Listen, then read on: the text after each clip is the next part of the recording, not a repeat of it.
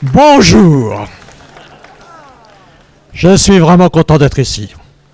Pas forcément content de faire un discours, j'en fais plus beaucoup. Je crois avoir perdu la main.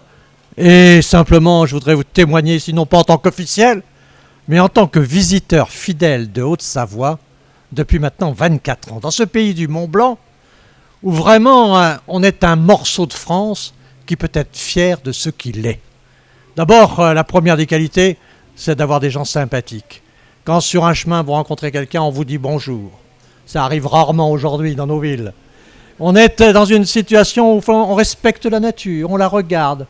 On sait ce que c'est que le silence, mais on sait ce que c'est aussi que les animations culturelles, la musique en montagne. On sait beaucoup de choses qui sont au fond la marque des peuples civilisés.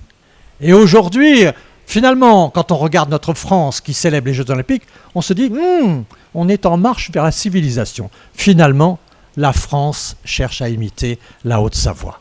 Je voudrais vous dire que vous avez ici, et je le dis vraiment, je suis complètement indépendant, je viens là depuis 24 ans, à chaque fois qu'il y a une semaine de vacances, avec ma femme, là avec les petits-enfants, on galope un peu partout. Galoper est un grand mot naturellement, mais on est très engagé pour vivre ici une expérience naturelle et humaine très profonde. Et ça, c'est votre qualité. Et donc, il y a cette fierté que vous devez exprimer. Alors naturellement, il y a derrière tout ça un travail des élus. Je les connais pour un grand nombre d'entre eux, qu'il y a du caractère dans ce département. Ça, je reconnais que c'est pas facile. On dit qu'il y a des chasseurs de subventions, il y a même ici, quelquefois, des racketteurs. Vous voyez quand même, je peux vous dire, j'en ai fait des inaugurations dans ma vie, mais des budgets de financement d'opérations comme ça, pour arriver à faire payer les autres collectivités que la sienne, même s'il fait quand même payer la sienne, il faut quand même savoir faire. Hein. Et donc, vous pouvez l'applaudir parce que... C'est ça. Mais, naturellement...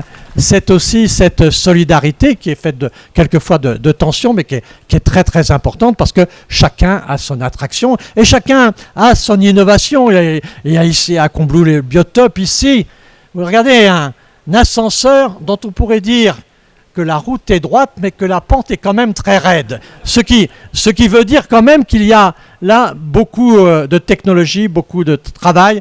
Et je voudrais féliciter à la fois naturellement le maire, son équipe municipale, les parlementaires qui sont à côté de lui, féliciter mon ami le président du département, Martial, que je connais depuis très longtemps, et aussi la région, cher vice-président, pour vous et pour votre président, pour dire que naturellement, la seule chose qui est atteinte dans la réalité aujourd'hui de la ruralité, la seule chose qui fait très mal, c'est la division.